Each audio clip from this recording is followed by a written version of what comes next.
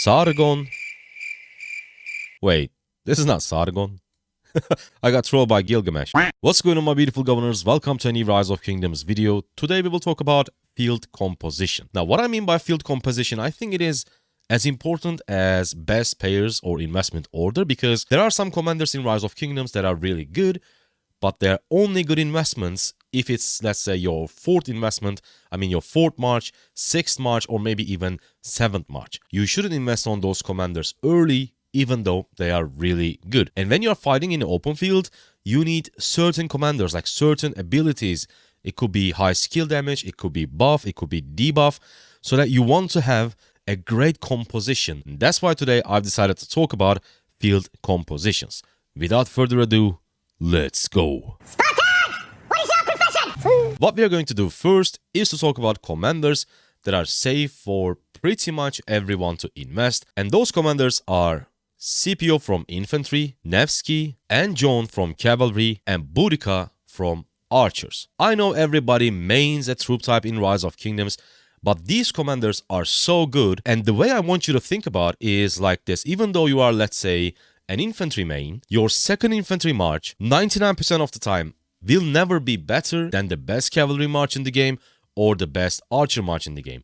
Or your third archer march or second cavalry march will not be better than the first, the absolute best infantry march in Rise of Kingdoms. Now, right now, in my opinion, the best marches are Guan Scipio, Nevsky John, Boudica Artemisia, or Boudica with YSG. But while you are pairing these commanders, I want you to be flexible.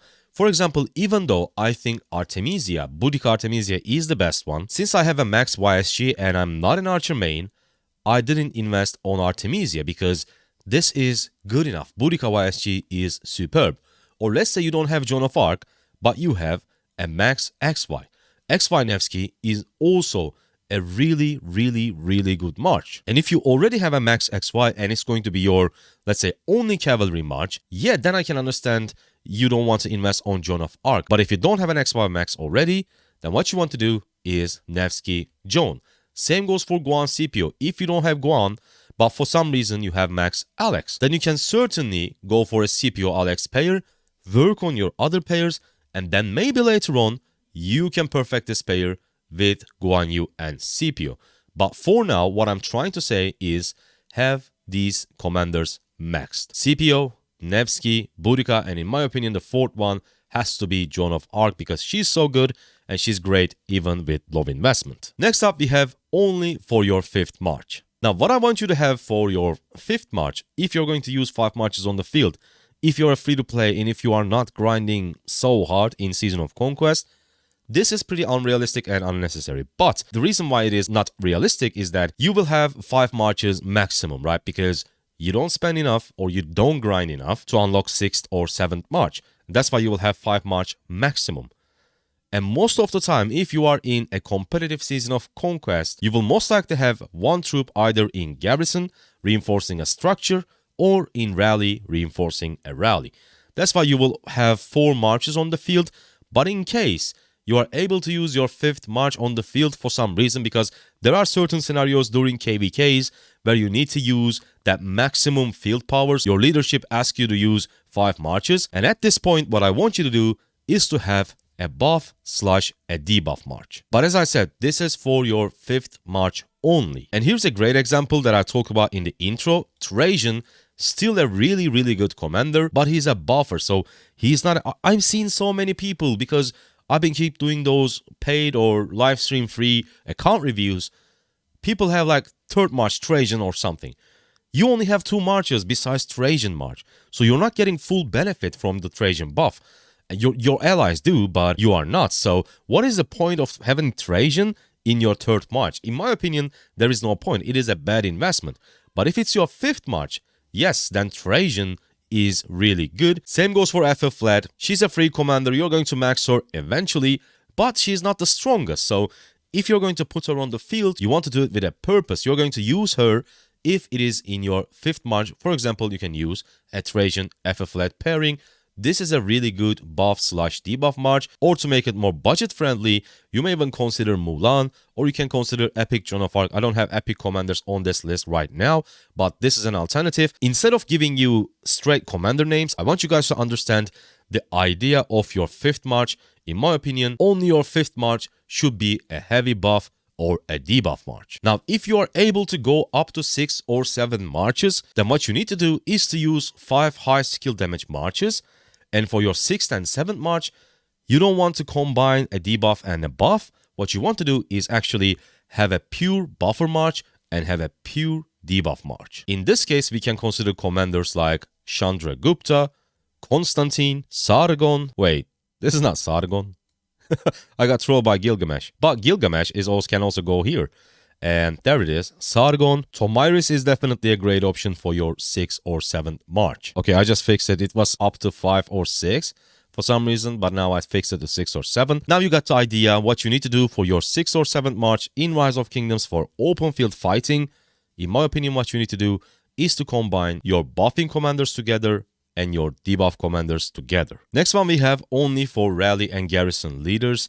Even though I love versatile commanders like that you can rally and open field at the same time, but the problem is rallying and garrison is only for high spenders, Season of Conquest technology, high VIP, special talented equipment, and on top of that, now we have formations and inscriptions, so it gets harder and harder every day for a low spender, even for a mid spender, to lead a rally or garrison. So this thing just for high spenders. And even though, as I said, I like versatile commanders, they are not that great when it comes to field fighting. Latest commander Tariq, for example, like he's really decent in open field and he's really good in rallies, but he's not that great in the field. And as low spenders and free to plays, our main job is to be as strong as possible when it comes to open field fighting. And even though these commanders are versatile, they are not that great at field fighting, so I would say avoid investing on these commanders unless you are a rally or garrison leader.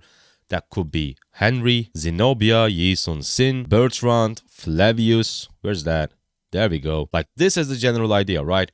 What you want to do is to invest the best of the best open field commanders rather than commanders that are good at rally and garrison but also decent at open field, because realistically, you won't be leading rallies, you won't be leading garrisons with these commanders anyways.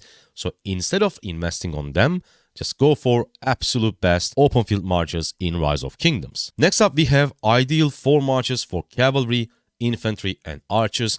And I've already explained the reason why we are doing ideal 4 marches, because most people uses 5 marches even in Season of Conquest because either they don't spend enough or they don't grind enough. And that 1 march could be in a building, maybe grabbing a rune, reinforcing a garrison, or reinforcing a rally. So most of the time, this is my experience only, by the way, most of the time you will be using 4 marches. So for me, my ideal marches for a cavalry main, because I think I will make a separate video about this, but I think especially after formations and inscriptions, pure 1 troops, for example, only cavalry marches, only infantry commanders, whatever, is kinda dead because formations are just so random and it is so hard to get perfect armaments, a bunch of perfect armaments for a 1 specific troop type. And that's basically the main reason why I think pure 1 troop type players are going to struggle a lot. What I would do is I will definitely go for a Guan CPO, even though this is a cavalry main. I would go for Boudica Artemisia if you don't have Artemisia, or if you have a max YSG already, definitely go for max YSG. You don't have to perfect it because you are a cavalry main. My 3rd march and 1st cavalry march, I would say Nevsky John. By the way, this is not an investment order. This is just the absolute best marches in my opinion if you are a cavalry main and you are going to use 4 marches on the field. And the next one has to be one of the best low investment commander in Rise of Kingdoms, and it is William. XY William has to be the 2nd best cavalry march in the game, and this would be my ideal 4 marches for a cavalry main. I know there is only 2 cavalry marches, but I think it is enough to call you a cavalry main. Guan CPO, Boudica YSG, Nevsky John, and last but not least, XY William. Next up, we have infantry, and it shouldn't be a surprise. We are just going to move Nevsky John here, Boudica YSG again, either Artemisia if you don't have a YSG and you are going to invest on an archer commander from scratch. I would definitely go for Boudica Artemisia, but if not, if you already have a 5551 YSG, a max YSG, doesn't matter. I would just stick with Boudica YSG. This is exactly what I'm using. And next up, I would use Guan and Scipio. And then I would probably go with Alexander the Great paired with Harold Sigurdsson. I prefer to use Harold Primary. Or instead of Harold, you can also go for Sargon because his debuff is really good. And since Alexander provides you a lot of movement speed, you may actually keep off with your enemy and keep hitting him to apply your O skill damage and your debuff. And that's why what I would do, as I said, go on Scipio, Alex Sargon, or Herald, depending on your investments. Then we have ideal 4 marchers for archers. You already know the drill. Scipio here, Guan here, Nevsky and Joan here. And then what I would do, since this time we are an archer main, we definitely maximize our pairing. So we are going for Artemisia with Boudica and YSG this time with Nebuchadnezzar. Boudica Artemisia, Nebu YSG is, I think, really strong. A lot of skill damage. I know Nebu YSG is kind of squishy, but some of your marches has to be squishy. You cannot just go all tanky marches because you want to deal that high skill damage all the time as fast as you can. And Boudica Artemisia actually provides a lot of defense.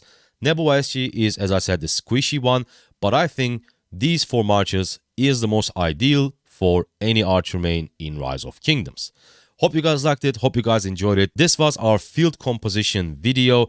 We discussed which commanders you should invest and when they actually synergize with your other marches, other pairings. Hope you liked it. If you did, a simple like and subscribe helps the channel a lot. And if you wonder our latest investment order, make sure to watch this video. I see you guys on that one. Bye.